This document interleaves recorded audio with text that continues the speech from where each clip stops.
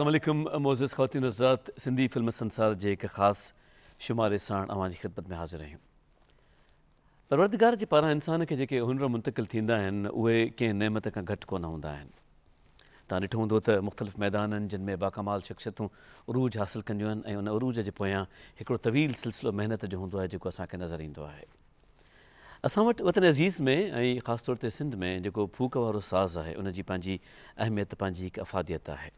सॼी दुनिया में तव्हां मुख़्तलिफ़ साज़नि खे ॾिसो जिते फूक जा साज़ असां वटि घणा इस्तेमालु थियनि था ऐं जेका उन्हनि जी ख़ूबी ऐं सूंहं असांखे नज़र अचे थी उहा सॼी दुनिया ते आलम आश्कार आहे। दुनिया जो क़दीम तरीन साज़ आहे बांसुरी ऐं बांसुरी ऐं उस्ताद सलामत हुसैन ख़ान ॼण त हिक ॿिए जे लाइ लाज़िम मलज़ूम आहिनि। इहो साज़ आहे जेके हज़रत दाऊद अलैहिस्सलाम सां मनसूब कयो वञे थो ऐं हिन साज़ सां नंढे हूंदे खां वठी उस्ताद सलामत हुसैन ख़ान अहिड़ो नातो जोड़ियो आहे जो तक़रीबन 7 ॾहाका हिन जी मुहबतुनि जी पालोट में पाण पंहिंजी उमिरि गुज़ारी अथनि ऐं ख़ैर सां अञा बि इहो सफ़रु जारी आहे। इहो सफ़रु जंहिंमें पंहिंजे ॾेह जो नालो रोशन थियो आहे पर ॾेह ताईं विया आहियूं ऐं सॼी दुनिया में इहा कैफ़ियत हुस्न जी, इन फूक जी, इन कूक जी, इन सदा जी आश्कार थी आहे त हीउ फ़न बि यकीननि मुहबतुनि ऐं तहसीन जे लाइक़ु आहे। ॿिया ॾे शोहरत रखंदड़ उस्ताद सलामत हुसैन ख़ान 10 अक्टूबर 1937 ते रामपुर उत्तर प्रदेश में ॼाओ। 1954 में ई ख़ानदान हिजरत करे कराची में मुक़ीम थियो ऐं रामपुरी टोपियूं ठाहे गुज़र सफ़र करणु लॻो, पर उस्ताद सलामत हुसैन ॿिनि आननि जी बांसुरी वरिती ऐं पंहिंजो शौक़ु पूरो करणु लॻो। बाद में पाण रेडियो पाकिस्तान कराचीअ सां सलाह ॾियल सारंगी नवाज़ उस्ताद हामिद हुसैन ख़ान खां सिखिया हासिलु कई।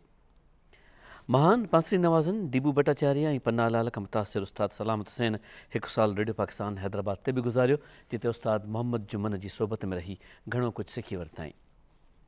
उस्ताद सलामत हुसैन 1960 खां 1965 ताईं लाहौर फिल्म इंडस्ट्री सां वागियल रहियो, जिते ख़्वाजा ख़ुर्शीद अनवर, रशीद अत्री ऐं लाल मोहम्मद इक़बाल जहिड़नि बाकमाल मौसीक़ारनि सां गॾु हुन कमु कयो। पाकिस्तान जे क़याम खां पोइ ठहंदड़ पहिरीं सिंधी फिल्म उमर मारवीअ खां वठी सिंधी फिल्मुनि जे आख़िरी दौर ताईं सिंधी फिल्म इंडस्ट्री सां वागियल रहियो। 1990 में खेसि हुस्न कारकर्दगीअ जो सदारती एवॉर्ड मिलियो। उन खां अलावा PTV अवॉर्ड ऑफ एक्सीलेंस ऐं PTV silver jubilee gold medal बि खेसि मिली चुको आहे ऐं कैसेट मेलोडी अवॉर्ड खां सवाइ बि केतिरा ई अवॉर्ड संदसि भाग ऐं नसीब में पलाए पिया आहिनि। शुरूआत में PIA जी आर्ट्स अकेडमी सां वाबस्ता रहियो ऐं उनखां पोइ वरी Pakistan national council of arts में ख़िदमतूं सर अंजाम ॾिनाई। संदसि पसंदि जा राग आहिनि चंद्रकोस, तिलमती, भैरवी, पीलू ऐं पहाड़ी। हेल ताईं संदसि 24 खां मथे कैसेटूं जारी थी चुकियूं आहिनि ऐं असां पंहिंजे हिन प्रोग्राम सिंधी फिल्म संसार में हिन नाबग़ाए रोज़गार शख़्सियत खे दिलि जे गहराइनि सां भलीकार चऊं था। उस्ताद भलीकार, वॾी महिरबानी, वॾी इनायत तव्हां असां वटि इहा आहियो ऐं असांजे हिन प्रोग्राम खे तव्हां एॾी सूंहं एॾो रंग नसीब कयो आहे। Thank U very much for coming. ऐं ईअं आहे त जॾहिं एॾी महान शख़्सियत असां वटि मौजूदु हुई त यकीननि मौसीक़ी जी दुनिया जा कुझु सदाबहार नाला बि असां साण हुजणु घुरिजनि जेके उस्ताद सां गुफ़्तगू कनि, उस्ताद जे बारे में ॻाल्हाइनि ऐं हिन सॼी ख़ूबसूरतीअ खे, रोशनीअ खे अक्स तर अक्स असां ऐं अवां ते मुंतक़िल कनि। बसि नाला पाण तारुफ़नि, पाण ख़ुशबूअनि, असां उन्हनि जा बेहद शाकिर आहियूं त उहे बि असां वटि कई आया आहिनि ऐं उस्ताद सलामत हुसैन जे हवाले सां हिन बांसुरीअ जी ख़ूबसूरत महफ़िल में, हिन कूक में, हिन सदा में, हिन आवाज़ में असां सां हम आंग आहिनि। मौजूदु आहिनि साईं असां सां शाहिद भुट्टो साहिबु। साईं अस्सलाम वालेकुम, भलीकार अचण जी। इरशाद अली साहिबु मौजूदु आहिनि। साईं तव्हांखे भलीकार हिते ख़ैर सां आया आहियो। महमूद अली साहिबु आहिनि। महमूद साहिबु बिस्मिल्लाह, भलीकार, अवांजी इनायत नवाज़ियूं। उस्ताद शुरू तव्हां खां कंदासीं, इब्तिदाई ज़िंदगी जेकी तव्हां पंहिंजे बारे में ॿुधाइणु चाहियो। बहुत अच्छा दौर होता था जब हमने थोड़ा सा ये सिलसिला शुरू किया। शुरू करने के बाद फिर वो तो एक था कि भाई सदर से बांसुरी ख़रीदी, फिर उसको साफ़ किया, फिर बचते बचते वो फिर क्या क्या हुआ वो तो, लेकिन फिर एक दौर ये आया कि हम फिर थोड़े से इस्टेब्लिश हो गए। तो उस ज़माने में फिर ये उमर मारवी के लिए ग़ुलाम अली साहब आए जी। तो इन्होंने कहा यार रिहर्सलें करनी है, तो ये मजेस्टिक सिनेमा जो है कराची में, इसके पीछे जहाँ पोस्टर बनते थे वहाँ जाके हम लोग रिहर्सलें करते थे उमर मारवी के साथ है जी, उमर मारवी की जी। तो इस तरह से हमने ये उमर मारवी के सिलसिले शुरू किए। जब हम गाना रिकॉर्ड करने ईस्टर्न स्टूडियो में जाते थे तो साईं फादलानी जीप में बैठ के आता था और पूरे दरवाजे खोल के फिर वो आन के बैठ जाते थे। फिर जो हमारे एक और जो हीरो थे वो क्या नाम था उनका, उमर मारवी में। करीम बख्श निज़ामानी साहब के बाद हुसैन शाह फजलानी साहब। हाँ, फजलानी साहब, और वो थे जो हमें बहुत प्यार करते थे, मुझे चाचा शेख हसन साहब। शेख हसन जी। शेख हसन तो हम इससे बहुत प्यार करते थे। तो ग़ुलाम अली, फिर उसके बाद में अब्दुल लतीफ़ आ गए, फिर ग़ुलाम नबी आ गए। तो जितने भी गाने हम लोगों ने किए तो वो सब बांसुरी पे ज़्यादा होते थे। फिर वो चचा हमें कहते, वो जो शेख हसन, तो हम लोग बस कोई अच्छा पीस नहीं लग रहा है तो वो कहते थे चचा ये अच्छा नहीं लग रहा है, भाई इसको चेंज करो, तो हम चेंज कर देते थे। फिर एक और ये आया कि फिर उसके बाद में 2-3 फिल्में और देहात बनी, फिर पराई ज़मीन, फिर एक और फिल्म, फिर तो ये सिलसिले चलते ही गए। और हमने जो भी फिर आखिर में जो हमारे 3-4 गाने थे जो फिरोज़ गुल के रंग महल में। रंग महल में, अच्छा। तो उसमें हमने क्या किया कि वो रूना का दौर आ गया, रूना आने लग गई थी, तो फिर रूना के गाने बहुत अच्छे हुए। नहीं तो पहले हम कुछ और आर्टिस्ट होती थी, रेडियो की, इधर की उधर की, उनके गाने करते थे। फिर जब से रूना आई तो फिर ये रंग महल में जो हमने एक गाना किया, मिली जा प्यार जी मंदिर, तो उसमें मैंने कोई इतनी एक बारिश की बांसुरी बजाई जो उस पूरे गाने में इतनी खूबसूरत नज़र आती थी, और सब लोग बार बार स्टूडियो में सुनते थे। तो वो हमने रिकॉर्ड किया। उसके बाद में फिर यूसुफ साहब के साथ तो बहुत गाने हुए।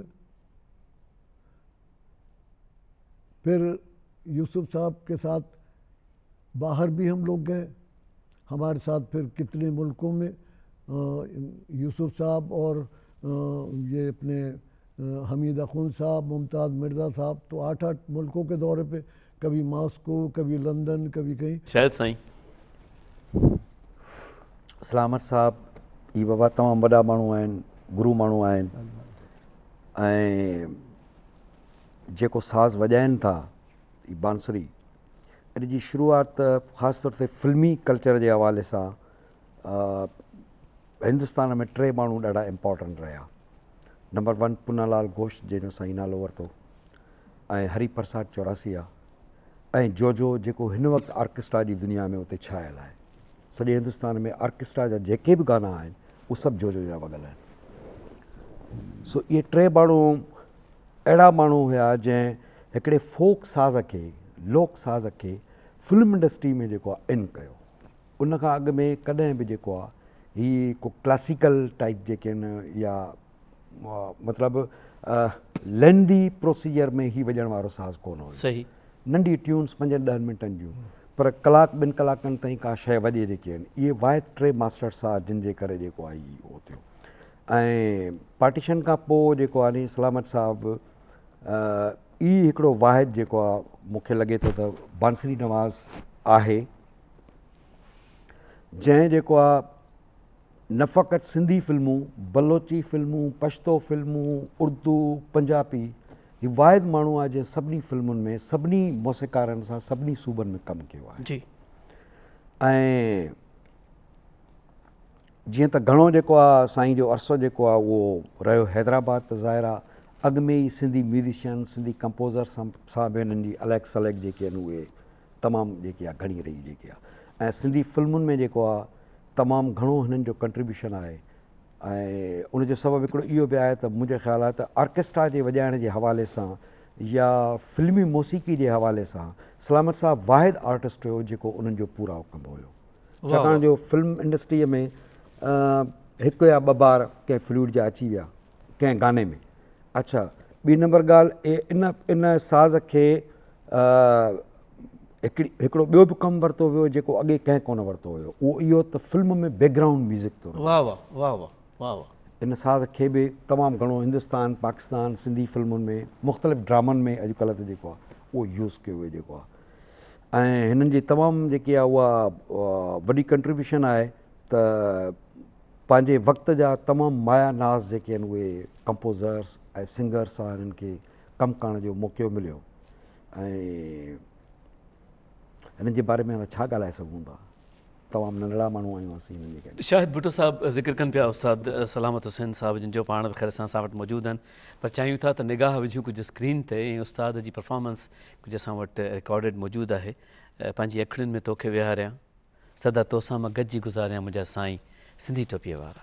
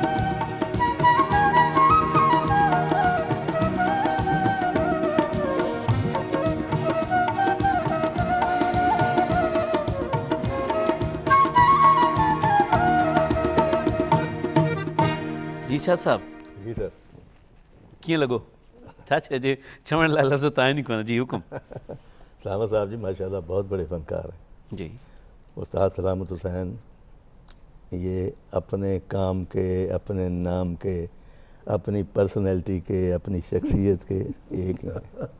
हमने बहुत काम किया कई पीस ऐसे जो मैंने और सलामत साहब ने उस ज़माने में अकॉर्डियन का बड़ा क्रेज़ था, अकॉर्डियन बजाता था जी। तो पीस भी माशाल्लाह लंबे लंबे बहुत मुश्किल भी और मुझे ये शर्फ हासिल है कि मैं इतनी महान हस्ती के साथ मैंने इनके साथ अकॉर्डियन पे मिलके फ्लूट और अकॉर्डियन के पीस बहुत सारे गानों में बजाए हैं, बहुत सारे गानों में बजाए हैं हमने। तो फिल्म इंडस्ट्री में इतना काम था उस वक्त, इतनी फुर्सत ही नहीं थी कि कहीं और आदमी जा सके। इधर गाना बजाया ईस्टर्न में, मॉडर्न में गाना बजाने चले गए, खाना खाया उसके बाद पता चला जी बैकग्राउंड बजाना है, बैकग्राउंड में चले गए। बैकग्राउंड बजा रहे हैं, जाग रहे हैं फिल्मों की। लेकिन यह है कि रिहर्सल बहुत ज़्यादा होती थी। मैं उस दिन भी बता रहा था कि हर आदमी जो है वो एक्टिव होता था, क्योंकि उसको आजकल तो सही फैसिलिटी बहुत है ना, आजकल तो मशीनें और जादू टाइप काम हो गया है ना, कि एक दफ़ा अगर मैं भूल गया हूँ तो उन्होंने कहा कि मुझे 10 दफ़ा 20 दफ़ा 25 दफ़ा वो रिकॉर्ड कर लेंगे। एक दफ़ा रिकॉर्ड हो गया, पेस्ट हो गया। लेकिन उस दौर में ऐसा नहीं था, वो था कि शुरू से करना है, अल्लाह ना करे कोई भी भूल जाए, तो उनको पता था कि जी शुरू से फिर रिकॉर्ड करनी। तो हमने ऐसे ऐसे भी गाने किए हैं, 20-20 25-25 टेकें, 30-30 टेकें उस दौर में की हैं। दुआएं मांगते थे कि गाना कब कब ख़त्म होगा। हाँ, वो ख़त्म होने में नहीं आता था गाना। तो सलामत साहब के लिए तो कुछ कह ही नहीं सकता आदमी, अल्लाह इनको ज़िंदगी दे। आमीन। ये अपने काम के बाद हैं और बड़े एक्स्ट्रा ऑर्डनरी हैं। इन्होंने पूरी दुनिया में हर लैंग्वेज का गाना बजाया है। वाह। देखें, ये बहुत बड़ी बात है बड़ा डॉक्टर साहब। अब मैं एक मंगोलियन ट्यून सुना रहा हूँ आपको।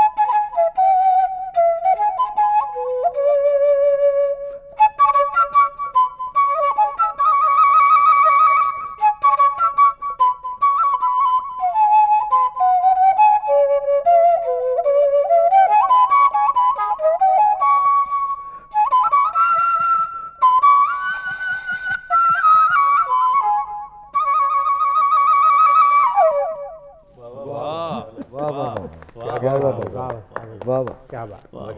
महमूद साहब जी साईं, तव्हांजो वारो। साईं पंहिंजी तारीफ़ पाण आहिनि साहब साहब। ऐं सभिनि खां वॾी ॻाल्हि इहा आहे कि ही फूक जो साज़ आहे। जी। फूक सुर में हूंदी त ही साज़ भॼंदो। वाह वाह वाह वाह। फूक बि त सुर में हुजे न। त सलाम साहब जो इहो कमाल आहे, मथां खां हेठि ताईं सुर में आहिनि हिननि जी फूक।